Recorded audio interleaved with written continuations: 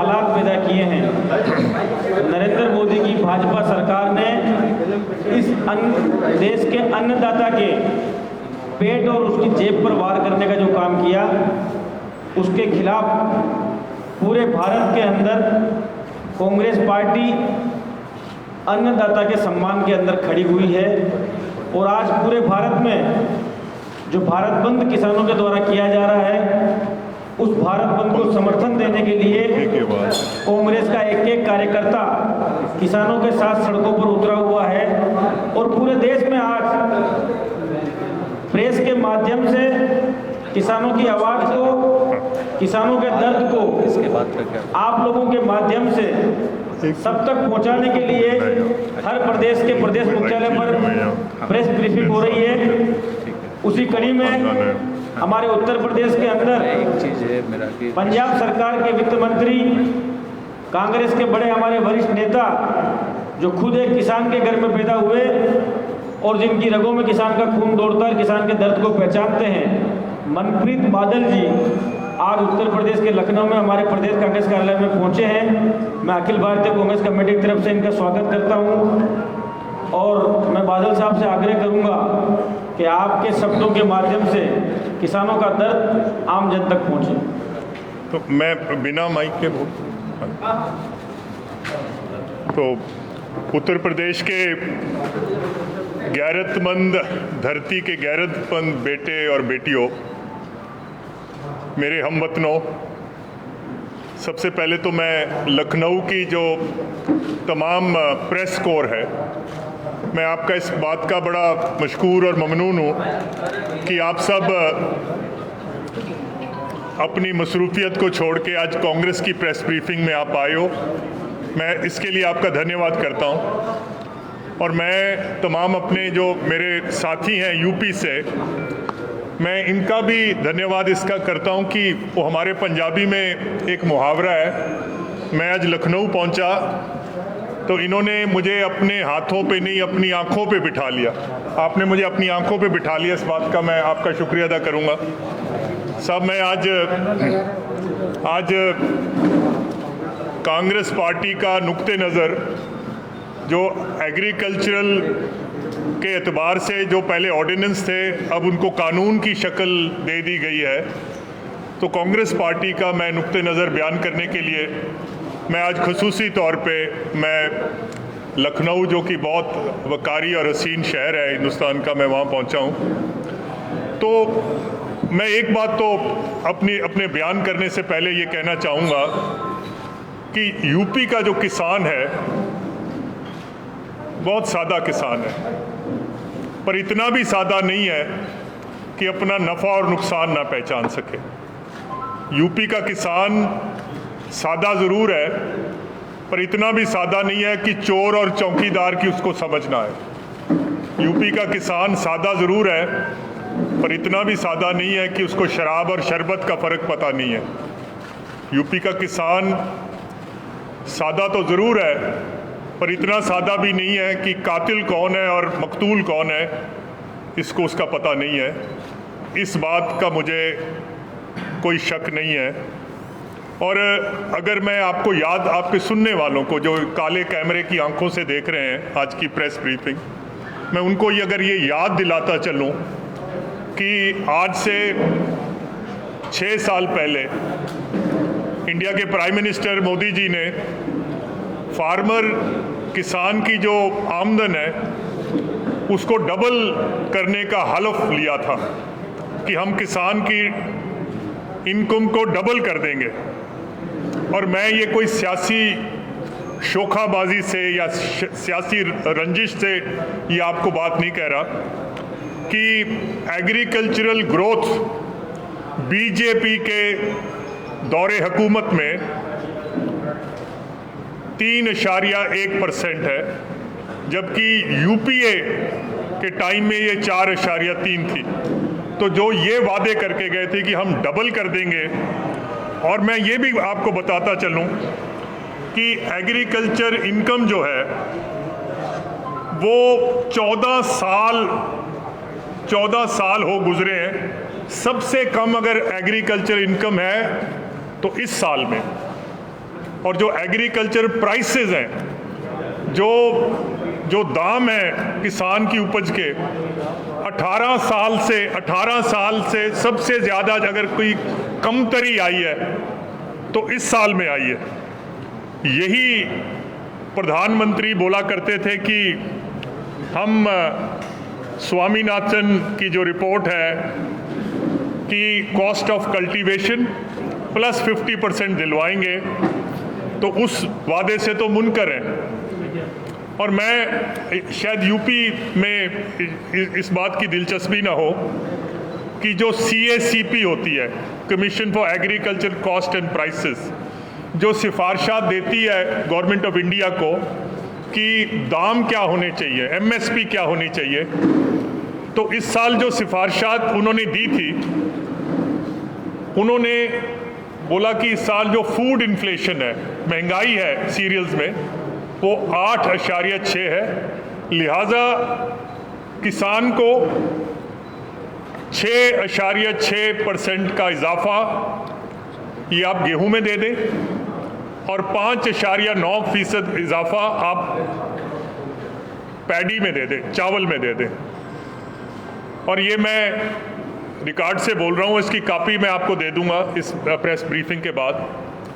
पिछले 10 साल में अगर सबसे कम MSP में इजाफा हुआ है खरीफ में और रबी में, तो इस साल हुआ है। जबकि गेहूं में इन्होंने 2.6% इजाफा दिया है, 50 रुपये, और चावल में इन्होंने 2.9% दिया।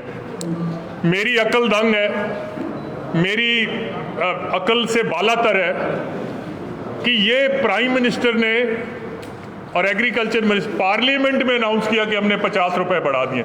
आज तक पार्लियामेंट में कभी, और अगर इतना कम बढ़ाना था तो फिर पार्लियामेंट में बयान देने की ज़रूरत नहीं थी। सब मैं आपको ये भी बताता चलूँ कि CACP, यही कमीशन जो है, इन्होंने भारत सरकार को ये भी सिफारिश करी है कि जो ओपन एंडेड प्रोक्योरमेंट है, जो गेहूं, चावल, मक्की, सरसों जो गवर्नमेंट MSP पे खरीदती है, CACP ने बोला है कि इसका रिव्यू ज़रूरी है। और CACP की ये भी सिफारिशात हैं कि जो किसान को सब्सिडी मिलती है फर्टिलाइज़र पे, खाद पे जो सब्सिडी मिलती है, उसको किसान के खाते में डायरेक्ट DBT, डायरेक्ट ट्रांसफ़र जो है वो कर दी जाए। और कितनी कर दी जाए? 5,000 रुपया एवरी फार्मर, नॉट एकड़, फार्मर। तो अगर ये दोनों सिफारिशात अगर मान लो जो उन्होंने कही हैं, सरकार ने कही होंगी, तो इसका मतलब है कि जो MSP पे धान या गेहूं खरीदते हैं उस पर सवालिया निशान खड़ा हो गया। और दूसरा है कि फर्टिलाइज़र सब्सिडी जो है, जैसे उत्तर प्रदेश है, ये एक प्रोडक्शन स्टेट है, सबसे ज़्यादा प्रोडक्शन अगर अनाज की होती है, ये भरम में न रहना, पंजाब में नहीं होती, उत्तर प्रदेश में होती।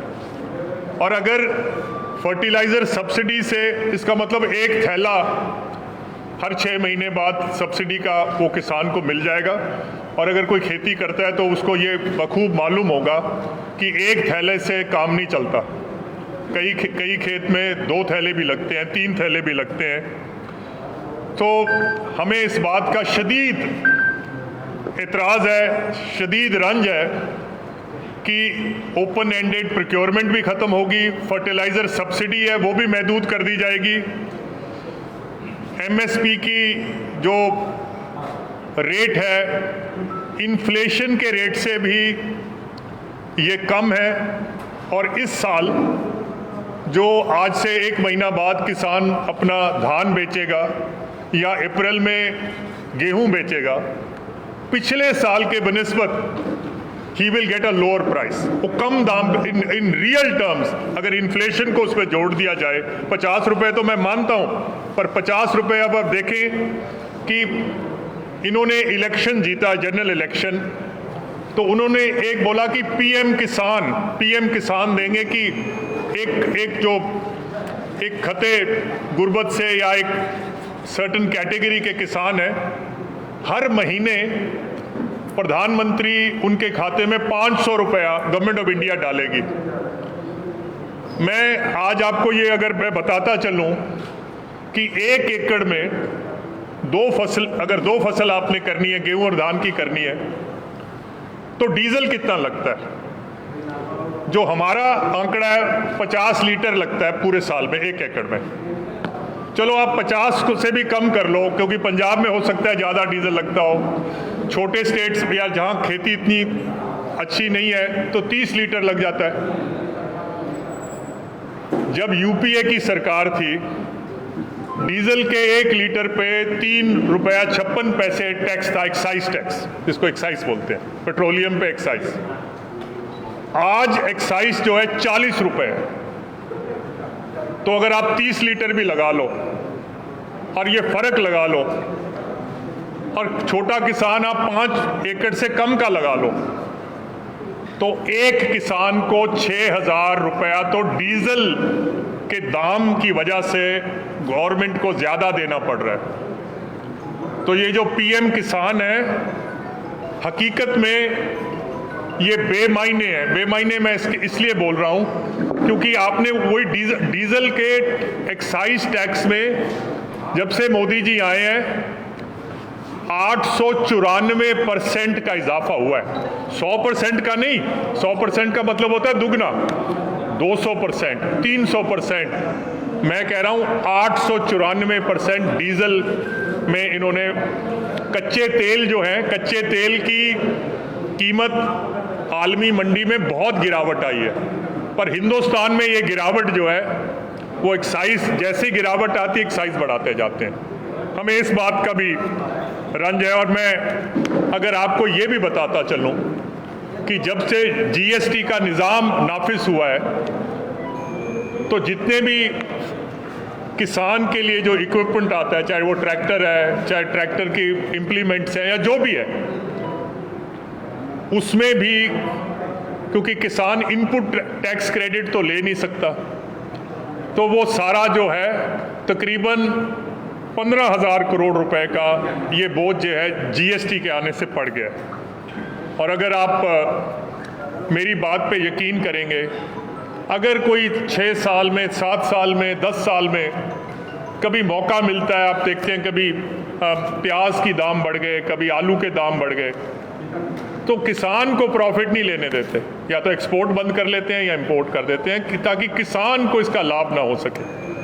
तो मैं आज ये भी किसी सियासी शोखाबाजी से नहीं कह रहा कि जो दिहाड़ीदार है, जो किसान के खेत में काम करता है, पिछले 1 साल से दिहाड़ी में एम्प्लॉयमेंट जो वेजेस है उसमें इजाफा कितना हुआ है? 0%।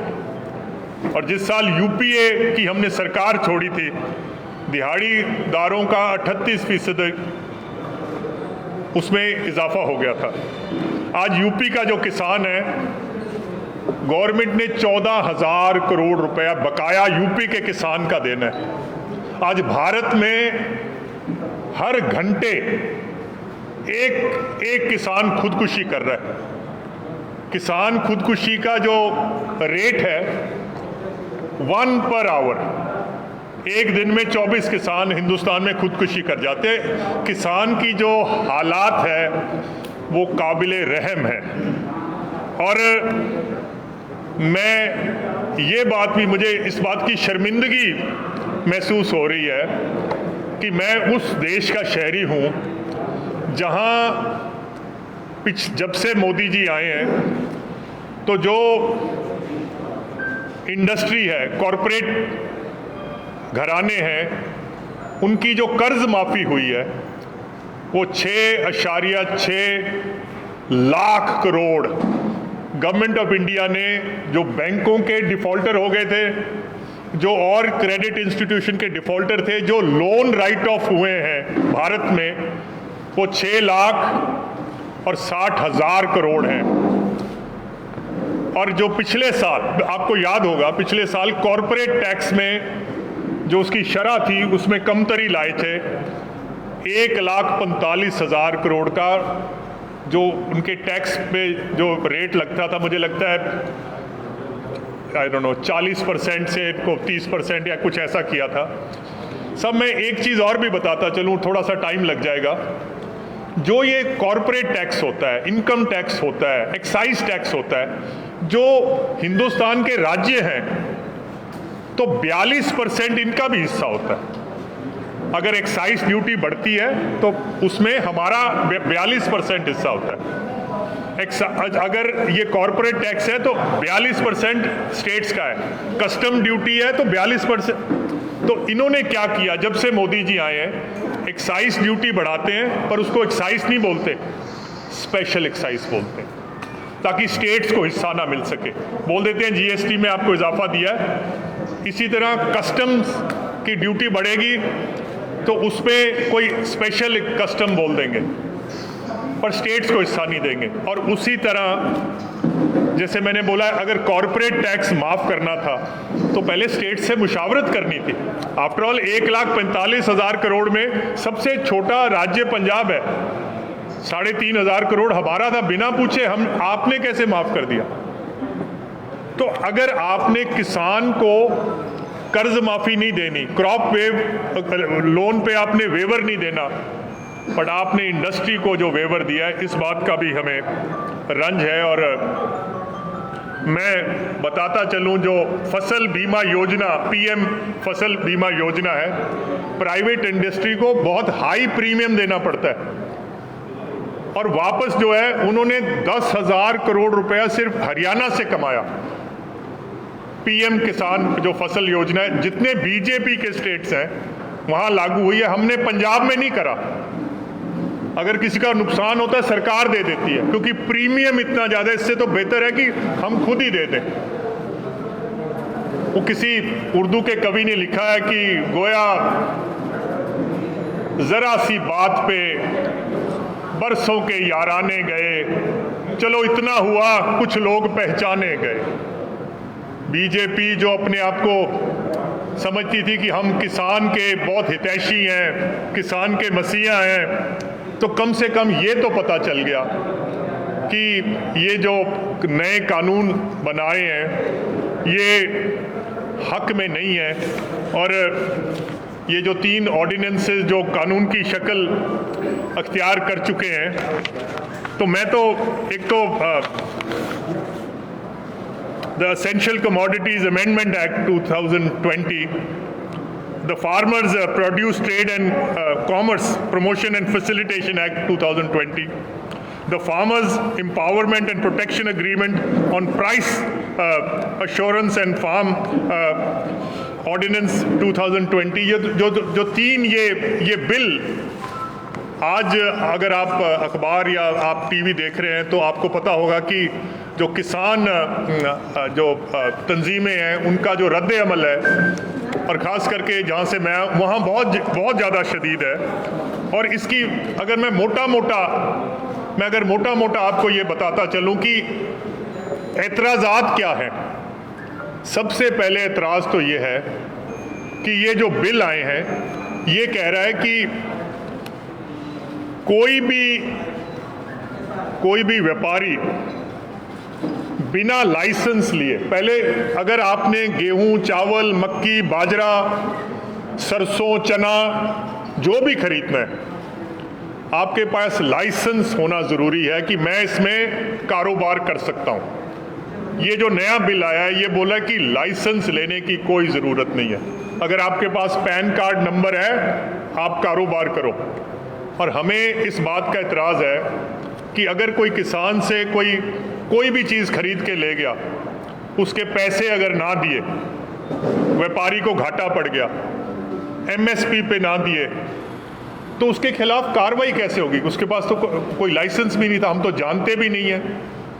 उसका लाइसेंस विड्रॉ करें, उस पर कोई पेनल्टी डालें। अगर गवर्नमेंट को यही नहीं पता कि आपका बंदा कौन है जो खरीद रहा है, और ये आप हैरान रहेंगे कि 19 चौधरी छोटू राम होते थे, हमारे पंजाब के रेवेन्यू मिनिस्टर थे और बड़े किसानों के मसीहा माने जाते हैं। 1939 में उन्होंने पंजाब में एपीएमसी एक्ट बना दिया था। और आज 100 साल के बाद, जो हमने 100 साल पहले जो किसान ने एक किस्म की कोई विजय हासिल की थी, आज 100 साल बाद ये रद्द हो गए। दूसरा, हमें ये भी एतराज़ है कि जो भी फसल की बिक्री होती थी, जिसको मंडी यार्ड बोलते थे, मंडी यार्ड, उससे बाहर फसल नहीं बिक सकती थी। तो ये जो नया कानून लाए हैं, तो इसमें ये भी दर्ज है कि मंडी में लाने की कोई ज़रूरत नहीं है। अगर मंडी में नहीं आएगी तो प्राइस डिस्कवरी क्या होगी? किसान जो हैं, हिंदुस्तान में अक्सरियत किसानों की 2 एकड़ के किसान हैं, उनकी हैसियत और औकात नहीं है कि प्राइस के लिए कोई आर्ग्यू कर सकें। आज जो मूंग है, हरी मूंग जो होती है, उसकी एमएसपी 7800 रुपये है। मेरी राजस्थान में भी खेती है, मैंने 6000 रुपये पे बेची है। मैं कैसे आर्ग्यू करूंगा कि एमएसपी मुझे दो? मेरी हैसियत और औकात ही नहीं है किसान की व्यापारी के सामने। उन्होंने बोला जी आजकल दाम ये चल रहा है, बेचनी है बेच दो, नहीं तो अपने घर में रख लो। मेरे घर में कहाँ है जगह रखने के लिए? और तीसरा, हमें ये भी एतराज़ है कि ये जो बिल कह रहा है, जो भी मंडी में फसल आती है उस पर एक छोटा सा मंडी फीस लगती है, रूरल डेवलपमेंट फीस लगती है। और जितनी देहात में, जिसको लिंक रोड्स बोलते हैं, मंडियां बनी हैं, शेड बने हैं, तो ये इस पैसे से बनती हैं। आपके कॉरपोरेट घराने आएंगे सारा कुछ खरीद के, without investing anything in rural infrastructure, वो यहाँ से चले जाएंगे, क्योंकि उनको तो ना कोई मंडी फीस देने की ज़रूरत है ना। तो हमने तो शायद अगले हफ्ते ये, क्योंकि यूपी में तो सरकार नहीं है जो किसान की बात कर सके, पर हम पंजाब में कर रहे हैं कि सारे पंजाब को ही मंडी डिक्लेयर कर दिया। एक तो होता है ना यार्ड, हमने बोला है भी पंजाब का हर गोशा, पंजाब का हर कोना मंडी है। कोई बंदा मंडी फीस के बगैर, रूरल डेवलपमेंट फीस के बगैर और वो पर्ची कटाए बगैर वो कारोबार नहीं कर पाएगा। और दरअसल हकीकत ये है कि दरअसल सरकार एमएसपी से निकलना चाहती है। एफसीआई पे 6 लाख करोड़ रुपए का कर्जा चढ़ गया। होता क्या था, एफसीआई तो सामान खरीदती है और पीडीएस में दे देती है। एफसीआई को तो बजट से पैसे देने होते हैं, तो 6 साल से जब आपने नहीं दिए तो एफसीआई कर्जा ले रही है, नेशनल स्मॉल सेविंग फंड का। तो जब ये पीडीएस खत्म हो जाएगा, लाख करोड़ रुपया इनको फूड सब्सिडी से बच जाएगा। मैं एक सवाल करना चाहता हूं, अगर कोई मेरी कैमरे में कोई बात सुन रहा है, कितना अनाज देते हैं? एक आदमी को 5 किलो। गेहूं की क्या कीमत है? 1725 रुपये। तो 17.5 रुपये किलो गेहूं बिकता है। 2 रुपये 2.5 रुपये कैरिंग कॉस्ट लगा लो, 20 रुपये किलो। एक महीने के 5 किलो अनाज देना है, 100 रुपया। अगर गवर्नमेंट एक 100 रुपया 5 किलो एक गरीब आदमी को, जो 80 करोड़ जो खते गुर्बत से नीचे हैं, अगर 100 रुपया महीना भी नहीं दे सकते, तो आपको क्या हक है, आपको क्या अधिकार है अपने आप को गवर्नमेंट कहलाने का? मुझे इस बात का भी दुख है। और एक ये भी तासुर पैदा किया जा रहा है, मैंने पार्लियामेंट में सुना था कि इस एक्ट की वजह से अब किसान भारत में कहीं भी बेच लेगा, जहां मन करे। आप पंजाब से केरल में बेचो, महाराष्ट्र में बेचो। 2 एकड़ वाला किसान, पहले भी कोई पाबंदी नहीं थी, ये गलत है कि पाबंदी थी। और सर, मैं आपको ये कहता चलूं, एक बिहार मॉडल है एग्रीकल्चर का, जहां उन्होंने एपीएमसी खत्म कर दी, और एक पंजाब मॉडल है। बिहार का किसान जो है, वो नीली छतरी वाला, जो इंसानों के दिलों के भेद जानता है, जो इंसानों के दिलों के राज जानता है, मैं वो नीली छतरी वाले को आज की सभा में हाजिर नाजिर जान के बता रहा हूँ कि बिहार का जो किसान है उसको जो रेट है उसको 30% कम किसान को मिल रहा है। और ये बिहार मॉडल हिंदुस्तान में अब नाफिज होने जा रहा है। एग्रीकल्चरल स्टेट सब्जेक्ट है, गवर्नमेंट ऑफ इंडिया को कोई अधिकार नहीं है स्टेट सब्जेक्ट में वो दखल दे। हम तो सुप्रीम कोर्ट में इस कानून को चैलेंज करने के लिए हम तैयार हैं। इसके आने से state government including UP revenue loss भी होगा, एम्प्लॉयमेंट लॉस होगा। आड़तीये बैठे हैं, उनके मुनीम हैं, वहाँ के लोडर होते हैं, वहाँ के सफाई करने वाले होते हैं, वहाँ के ट्रक गाड़ियाँ चलाने वाले होते हैं। एम्प्लॉयमेंट लॉस जो है वो भी होगा। सो मैं तो आज यही कह सकता हूँ, अल्लामा इकबाल का एक बड़ा मकबूल शेर है कि उठो मेरे दुनिया के गरीबों को जगा दो, काखे उमरा के दरो दीवार हिला दो, जिस खेत से दहका को मयसर ना हो रोजी, उस खेत के हर गोशा एक गंदम को जला। और मैं आखिर में 1 मिनट और लूँगा आपसे। मैंने एक तुर्की के बहुत बड़े लीडर नेता होते थे मुस्तफ़ा कमाल, जिन्होंने अत्तातुर्क जिनको बोलते थे, तो मैंने उनकी जीवनी पढ़ी, उनकी ऑटोबायोग्राफी पढ़ी। तो उसमें एक छोटा सा एक मुझे इंसिडेंट, आपने बोला मैं मेजर था तुर्की की फौज में और मैं मिलिट्री अटैचे लगा था एक मुल्क है यूरोप का जिसको हंगरी बोलते हैं। हंगरी का बड़ा हसीन कैपिटल सिटी है बुदापेस्ट। इस मैं बुदापेस्ट में अपनी फौज की वर्दी पहन के रात को खाने के लिए एक बहुत आलीशान होटल में गया। तो मैं होटल में बैठा खाना खा रहा था, तो जैसे ही मैंने खाना शुरू करा तो एक हंगरी का किसान जिसकी वर्दी जिसकी इतनी अच्छी नहीं थी, कपड़े इतने सुंदर नहीं थे, जिसके बूट पे मिट्टी लगी हुई थी, वो भी उस होटल में आ गया और मेरी बगल वाली टेबल पे बैठ गया। तो मैनेजर जो होटल का आया उसने चुपके से वो किसान के कान में यह बात बोली कि भाई साहब ये जो होटल है ये बहुत बढ़िया क्लास का होटल है और आप जैसे लोगों को हम यहाँ खाना खाने पे इनकरेज नहीं करते। तो मुस्तफ़ा कमाल बोले खाना तो मैं खा रहा था पर मेरे कान वो जो गुफ्तगू चल रही थी दूसरे टेबल पे वहाँ पर थी। और जो किसान ने जो बात बोली, उन्होंने बोला मेरे दिल में और मेरी दिमाग पे उसने गहरा असर किया। और किसान ने बोला मैनेजर को, और वही मैं बात आज बीजेपी और हिंदुस्तान के प्रधानमंत्री को कहना चाहता हूँ। किसान ने बोला कि मैनेजर साहब, मैं इस मुल्क का किसान हूँ, मैं इस मुल्क के लिए अनाज पैदा करता हूँ, मैं इस मुल्क का पेट भरता हूँ, और मेरा बेटा जो है वो फौज में है, वो फौज में है और वो हंगरी की जो सरहदें हैं उसकी हिफाजत कर रहा है। मुझे इस टेबल से बैठने के लिए आप रोक नहीं सकते।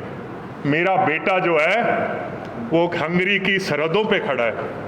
मैं मोदी जी और भारतीय जनता पार्टी से कहूँगा, हम किसान हिंदुस्तान के इकट्ठे हुए हैं, हम सादे तो ज़रूर हैं, वर्दी भी शायद हमारी इतनी अच्छी नहीं है, बूट भी हमारे पास इतने अच्छे नहीं है, पर आज जो लद्दाख में जो फौज बैठी है वो हमारे बेटे वहाँ सरहदों पे, किसान के बेटे हैं जो सरहदों पे बैठे हैं, उस तेज़ और तुंद और बर्फीली हवाओं के सामने, और हम हिंदुस्तान के लिए अनाज पैदा कर रहे हैं। अगर ये भारत का किसान ना होता तो हिंदुस्तान की जो कौम है वो अमेरिका के दान दी हुई गेहूं और चावल पे पल रही होती। हमें इस टेबल से बैठने के लिए कोई रोक नहीं सकता। और मैं कांग्रेस पार्टी का जो अज़म है, कांग्रेस पार्टी का जो हलफ है, और मैं आपके ज़रिए कांग्रेस पार्टी के जो किसान, जो भारत के जो किसान हैं, मैं एक ही बात बयान कर सकता हूं कि आखिरी दम तक और आखिरी सांस तक किसान के जो मफादात हैं उसकी हम हिफाजत करेंगे। और एक चौधरी छोटू राम जो हमारे लीडर थे किसानों के, उनका बड़ा फेवरेट शेर था, मैं उसी से अंत करूंगा। और वो किसान को भी शायद वो प्रेरणा देगा। वो बोलता है कि ऐ ताहिर लाहौती, उस रिज़्क से मौत अच्छी जिस रिज़्क से आती हो परिवाज में कोताही। तो सारे देश के जो किसान हैं, एक कौम होती है और कौमों के मिजाज होते हैं। कुछ कौमें ऐसी होती हैं जो हार नहीं मानने वाली कौमें। तो हम अपने हक के लिए किसान जो हैं वो लड़ेंगे। और मैं बीजेपी को ये वाज़े तौर से कहना चाहता हूँ कि किसान बड़ा भोला है। प्यार से, अगर प्यार से कोई जान मांग ले तो जान दे देते हैं, कोई प्रॉब्लम नहीं है। पर हमें ये कानून का झांसा मत दो, कानून हमें मत सिखाओ कि ये आपके हक में है, इससे किसान जो है वो बहुत तरक्की करेगा। सो मैं माफ़ करना, मैं थोड़ी बात लंबी ले गया, बट कांग्रेस पार्टी का जो नुक्ते नज़र है वो आपके सामने बयान किया है। अगर किसी का कोई सवाल हो तो जितनी मेरी हैसियत और औकात है मैं कोशिश करूँगा कि मैं उसका जवाब दे सकूं। आपने इतने अदब और सब्र से मेरी बात सुनी, बहुत बहुत धन्यवाद। मनप्रीत जी, आपने कहा कि सुप्रीम कोर्ट जाएंगे, तो क्या पंजाब सरकार इस बिल के खिलाफ जाएगी सुप्रीम कोर्ट? सब देखिए, क्योंकि जो लोकस स्टैंड आई है वो कांग्रेस पार्टी की तो नहीं बनेगी, पर पंजाब सरकार की बनेगी। सो हम सुप्रीम कोर्ट जा रहे हैं और हम दो बिना पे जा रहे हैं। एक तो ये है कि ये स्टेट सब्जेक्ट है, जैसे एजुकेशन स्टेट सब्जेक्ट है, पुलिस स्टेट सब्जेक्ट है, हेल्थ। तो गवर्नमेंट ऑफ इंडिया का कोई अधिकार नहीं है कि ये इस पे लेजिस्लेशन गवर्नमेंट ऑफ इंडिया करे। तो एक तो इस बिना पे भी जा रहे हैं। दूसरा, हम इस बिना पे भी जा रहे हैं कि जो फेडरल गवर्नमेंट है वो किसी स्टेट की इकोनॉमी को डिस्ट्रॉय नहीं कर सकती। तो हमारे इस बिल के आने से, क्योंकि हमारा टोटल एमएसपी का जो रेवेन्यू है वो 70,000 करोड़ है और जो स्टेट को लेवीज आती हैं वो 4,000 करोड़ है। तो इतने छोटे स्टेट के लिए इतना नुकसान होना, तो हम सुप्रीम कोर्ट का दरवाज़ा खटखटाएंगे। सुप्रीम कोर्ट पे हमें एतमाद है और जो हक की बात है वो सुप्रीम कोर्ट ज़रूर सुनेगा। और जैसे मैंने कहा, आखिरले सांस तक और आखिरले दम तक इस बिल का विरोध करेंगे। मनप्रीत जी, आपने किसानों की बात की। कुछ किसान हैं जिनके पास जमीन नहीं होती, बटाई पे काम करते हैं, उनके लिए ये बिल किस तरीके से? तो जो बटाई वाला किसान है और जो मलकियत है जिसकी, वो तो बरोबर हो गया। अगर आपने एमएसपी से हटके बेचनी है, मतलब कम बेचनी है, तो बटाई वाले किसान को भी उसका कोई फ़ायदा नहीं है। और जहाँ तक प्राइवेट जो कारोबारी है उसका क्या भरोसा है किस रेट पे खरीदेगा, क्योंकि बटाई वाले किसान की तो औकात शायद मालिक से भी कम होगी। देखिए, मैं ये जो आपसे बातें कर रहा हूँ, एक तो होता है कि सियासी शोखाबाजी में बातें हो रही है, ये कि पार्टी का, बट मैं आपको हकीकत बता रहा हूँ। ये प्राइम मिनिस्टर ने ट्वीट किया है कि एमएसपी ख़त्म नहीं होगी। एग्रीकल्चर मिनिस्टर ने पार्लियामेंट के अंदर बयान दिया है कि हम एमएसपी चालू रखेंगे। मैं आपके सामने जिंदा मिसाल मैं बैठा हूँ, पंजाब का फाइनेंस मिनिस्टर हूँ। इन्होंने हमें बोला था आप जीएसटी के निज़ाम में आ जाएं, अगर आपको कोई घाटा पड़ गया इस स्कीम के अंदर तो हम आपको कॉम्पनसेट कर देंगे, कॉम्पनसेशन दे देंगे। हमें सच नहीं आया। फिर उन्होंने बोला कि हम कॉन्स्टिट्यूशन में जीएसटी कॉम्पनसेशन बिल कॉन्स्टिट्यूशन का हिस्सा बन गया। तो कॉन्स्टिट्यूशन, भारत का जो संविधान है उसके अंदर दर्ज है कि कोई स्टेट को अगर घाटा पड़ गया तो उसकी कॉम्पनसेशन देंगे। मैं फाइनेंस मिनिस्टर बैठा हूं, मैं हल्फन और कसमन आपको कह रहा हूं कि अप्रैल, मई, जून, जुलाई, अगस्त और सितंबर खत्म हो गया है।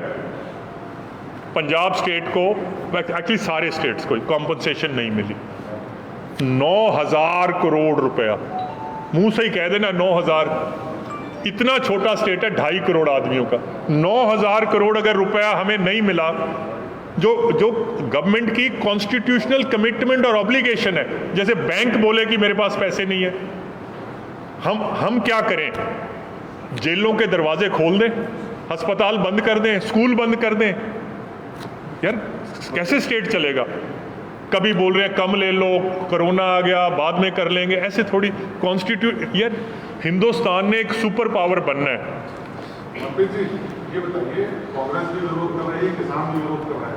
शॉर्ट में ये बताइए कि ऐसी क्या चीज़ है इस बिल में जिसकी वजह से ये जायज़ नहीं है किसान? सब हमने, अगर एक नुक्ते में मैंने बात बतानी हो तो हमने जब ये बिल ऑर्डिनेंस की शक्ल में आए थे और फिर उस पर डिबेट हुई, तो हमने तो सिर्फ एक ही बात बोली थी कि इसमें एक आप शिक और डाल दें, एक क्लॉज और डाल दें कि हम गारंटी करेंगे कि ये एमएसपी पे हम खरीद लेंगे। ये शिक नहीं डाली। चलो बाकी तो छोड़ो। ये अगर आप बोल रहे हो, ट्वीट भी कर रहे हो, बोल भी रहे हो कि एमएसपी पे खरीदेंगे, तो इसको बिल का अगर हिस्सा बना लेते तो कौन सी आफत गिर जाती।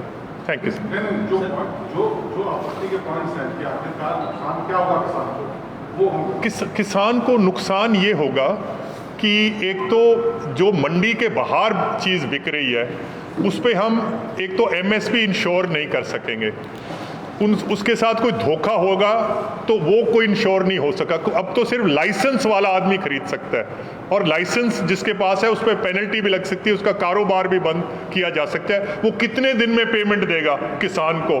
48 घंटे में देगा, 72 घंटे में देगा? तीसरा ये भी इतराज़ है हमें कि अगर कोई खरीदता है, कोई यूपी से चीज़ खरीदता है और मंडी फीस या रूरल डेवलपमेंट फीस नहीं देता, तो देहात में जो सड़कें बन रही हैं, मंडियां बन रही हैं, जो फार्मर की या मजदूर की इंश्योरेंस है, वो कहाँ से आएगी? मैं कॉरपोरेट घराना हूँ, मैंने खरीद लिया, पर मैंने यूपी के रूरल इंफ्रास्ट्रक्चर में कोई इन्वेस्टमेंट नहीं करी। तो हमें इस बात का शदीद इतराज़ है साहब। एक सवाल है, जैसे आप पंजाब सरकार में वित्त मंत्री हैं, तो आपने सब मुद्दों पे थोड़ा बात किया, लेकिन देश की अर्थव्यवस्था जैसे पिछले क्वार्टर में -23.9 था जीडीपी, तो उसके बारे में कांग्रेस सरकार का क्या कहना है? और कांग्रेस सरकार अगर यहाँ पे होती तो वो उनका कैसा रहता कि वो ये जीडीपी को थोड़ा सा बढ़ा देते? सब देखिए, ऐसे है कि 2008 में भी एक वर्ल्ड में क्राइसिस आया था, एक डिप्रेशन आई थी। सिर्फ एक हिंदुस्तान वह देश है जहाँ पर क्राइसिस नहीं हुआ। तो मेरा अपना मानना है, मैं गलत भी हो सकता हूँ, मैं अकेले कुल नहीं हूँ, कि ये जो नोटबंदी और जो जीएसटी का निज़ाम आया, इससे भारत की जो अर्थव्यवस्था है वो लड़खड़ा गई। आप मेरी बात पे यकीन कर लेना, ये कोविड की वजह से नहीं है। इंडिया ऑलरेडी रिसेशन में चला गया था। अगर कोविड ना भी आता तो हमारे हालात जो इकोनॉमी के हैं वो बहुत बुरे थे। और अगर आप पता नहीं, आप अप्रिशिएट करेंगे क्योंकि आपको लगता है यार ये विरोधी आदमी है। देखिए, ये जो बिल्डिंग है, जिस बिल्डिंग में हम बैठे हैं, ये कोई पिलर्स पे खड़ी है। अगर वो पिलर गिर जाएंगे तो छत भी नीचे आ जाएगी। अगर आप हिंदुस्तान के सुप्रीम कोर्ट में मुदाखलत करेंगे, अगर आप हिंदुस्तान के ऑडिटर जनरल के पोस्ट पे मुदाखलत करेंगे, सीबीआई पे करेंगे, इलेक्शन कमीशन पे करेंगे, अगर आप अपने चहेते आदमियों को अपनी मनमर्जी जो आप कहते हैं, तो ये देश कमज़ोर हो जाएगा। और हमें दुख इस बात का है कि ये देश को कमज़ोर कर रहे हैं। वक्ती तौर पे इनको फ़ायदा पहुंच रहा है, मैं मानता हूं इनको फ़ायदा पहुंच जाएगा, पर ये मत भूलिएगा कि कांग्रेस पार्टी ने ये इंस्टीट्यूशंस खड़े करे थे। जब हम छोटे बचपन में थे, छोटे स्कूल में साइंस की क्लास में जाते थे, तो हमें सिखाया गया था कि अगर पानी को आप 100 डिग्री पे उबाल दोगे तो ये भाप बन जाएगा।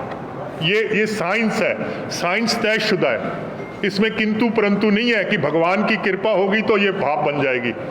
उसी तरह जो स्टेट क्राफ्ट होती है, राजनीति होती है, ये भी एक साइंस होती है। कि आप फलां फलां फलां काम करोगे, खुशहाली आनी आनी है। आप ये काम करोगे, बर्बादी आनी आनी है। भगवान की कृपा भी हो जाए फिर भी बर्बादी आएगी।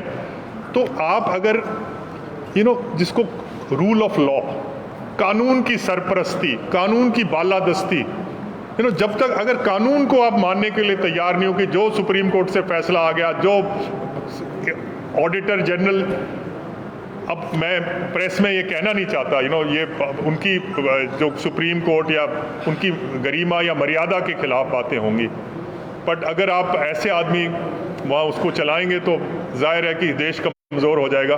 और हमें दुख इस बात का है, चलो ये बात कहनी नहीं चाहिए, मैं पंजाब से आया हूँ,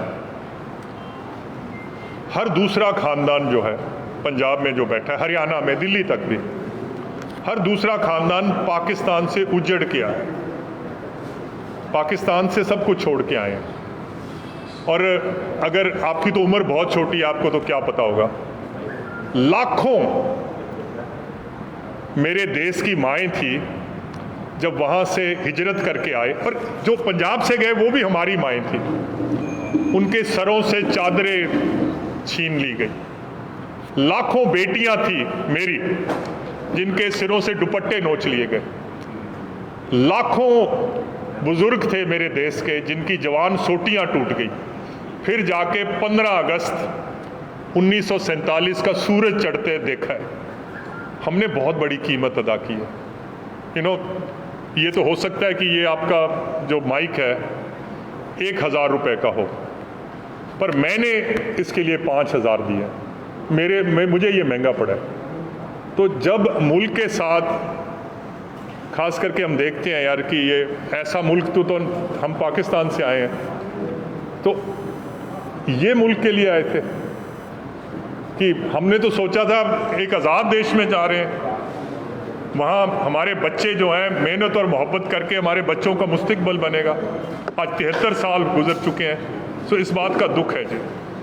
thank you very much, thank you very much. मंत्री जी, आपसे सवाल है, आप ये बताइए कि उत्तर प्रदेश में बड़े किसान नेता भी हैं, चाहे चरण सिंह हो चाहे महन सिंह जी, लेकिन हरियाणा और पंजाब में तो बहुत तेजी के साथ किसान आंदोलन कर रहे हैं, उत्तर प्रदेश में वो तेजी अभी नहीं है, क्या वजह मानते हैं? सर, हो सकता है कि किसानों का जो इत्तेहाद है, यूनिटी है, उसमें कोई कमी हो। कुछ हो सकता है जागरूक ना हो किसान, बट इसका मतलब ये नहीं है कि किसान का उत्तर प्रदेश में नुकसान नहीं है, नुकसान तो है। सर, पूरा पश्चिम उत्तर प्रदेश बंद है आज। जी।